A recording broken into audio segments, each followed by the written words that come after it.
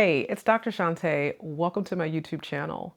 You are in for a treat. These next several videos on my channel are going to be part of a mini series about how to get out of survival mode. And the way that you get out of survival mode is by deconstructing the lies that you learned that got you into survival mode. And a lot of those lies come from trauma. So we are going to be unpacking over the next few episodes lies that trauma has taught us. And the first lie that we're unpacking is, if I don't perform, I will be abandoned. So if you have ever felt like you are never enough in your relationships, that if you stopped performing and pleasing and trying to be perfect, that the people in your life would leave you, that if you stopped trying so hard, then everything would fall apart.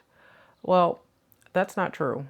That is a lie that trauma teaches you. And so in today's episode, we are going to unpack that lie and equip you with the truth. Keep watching.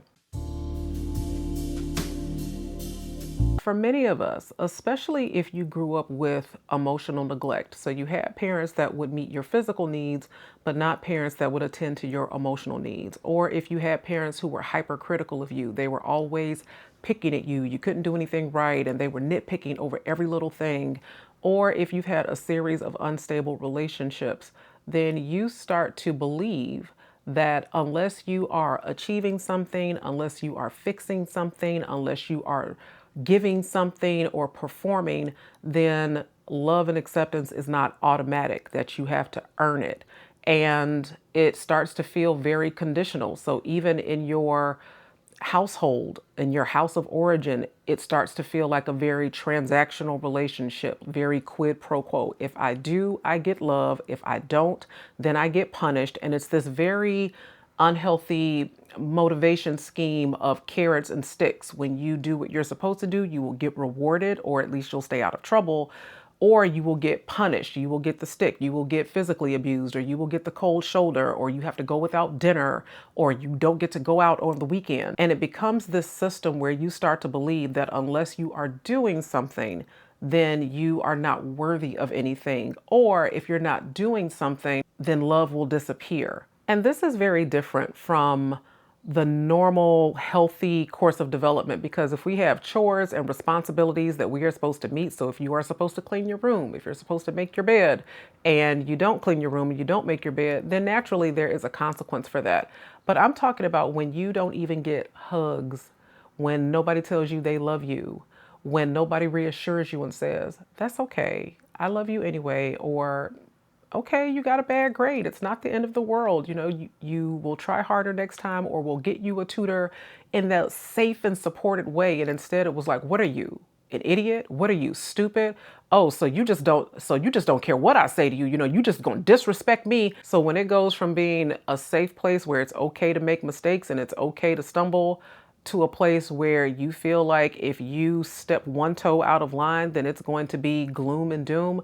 That's a very different scenario. And so that's where we start to believe, and the idea is reinforced, that unless we're doing, or unless we're perfect, or unless we are towing the line, then we will not have love. And the cost that we pay for living this lie is tremendous, because it follows us into adulthood. So when you get to adulthood, in your romantic relationships, in your friendships, at your job, you start to overcommit, to overgive, to overperform, to overfunction, because you feel like if you don't, then people are going to abandon you, or you're going to get left behind.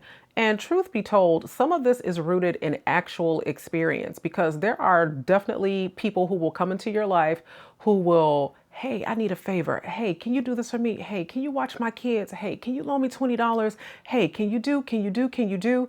And you say yes. And then the one time you say no, then it's like that. Oh, okay, I thought I could depend on you. Or okay, I mean, I guess, then it's this guilt trip, then it's this shame, then it's manipulation.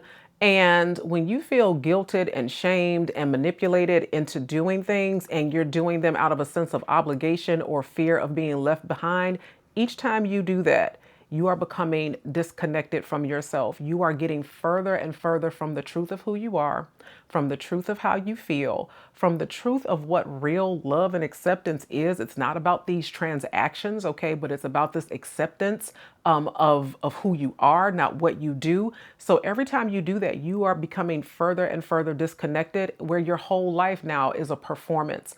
And that starts to take a toll. It takes a toll on your mental health. It takes a toll on your self-esteem. You start to question how many of your relationships are actually authentic, or how many of them are based on the fact that you give and you do and you're performing and achieving. And this is a really toxic way to live. It is a very poor self-concept, and it's not sustainable. So here's the truth. Real love is not conditional. It doesn't mean that you don't have to contribute to the relationship. It doesn't mean that you don't have to contribute to the household if you're part of a family structure or a partnership. But the love part, where you are accepted, where you are valued, where you are seen as worthy, even when you're not doing, real love is supposed to be that. Okay. Real love is not a performance. It doesn't require you to tap dance and go into your pockets and open up your home for everybody who needs a warm bed at night. Like, it doesn't require that. It requires you to be present. It requires you to be authentic. It requires you to be human. And those are things that you inherently are, not things that you inherently do. And so you might be thinking, well, what about the people who do treat me like that? What if they're my family? What am I supposed to do? Just walk away from my family? I'm just supposed to abandon them? No. But I do think that you can test the resolve of the relationship, that you can strengthen the resolve of your own convictions by doing things like setting boundaries, by saying, I'm sorry that you're in a bind, and I was glad that I could help you last time, but this time that's just not going to be a possibility for me. Here are some other resources that I can direct you to. And once you give that information, that's all you have to do, because it's not your job to manage their disappointment. It's not your job to manage their feelings. It's not your job to manage their happiness. It is your job to be yourself. It is your job to be true to who you are. When you get a moment, you should Google the top 5 regrets of dying people. The number one regret of dying people is that they wish they had had the courage to live a life that was true to themselves instead of the life that other people expected of them. This is your life. Nobody is owed. Nobody can lay a claim to what your life is supposed to be and what you're supposed to do. You get to decide that. That is the truth. And anybody who is not in alignment with that truth is someone who doesn't have your best interest at heart. Now, whether you stay in connection with them or in relationship with them, that's completely on you. But you need to go into it or continue it with the understanding that what you have within this sphere of relationship or friendship or partnership or family or whatever is transactional and conditional. If people cannot accept you, value you, and honor you for who you are instead of what you do. So here's some things I want you to think about. So grab yourself a pen and paper, or you can pull out your phone and take some quick notes. Here's some questions that I want you to consider as you unpack this lie and try to come out of survival mode. Consider this. Where in your life are you performing out of fear of being abandoned?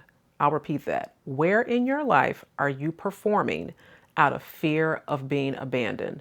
Question 2.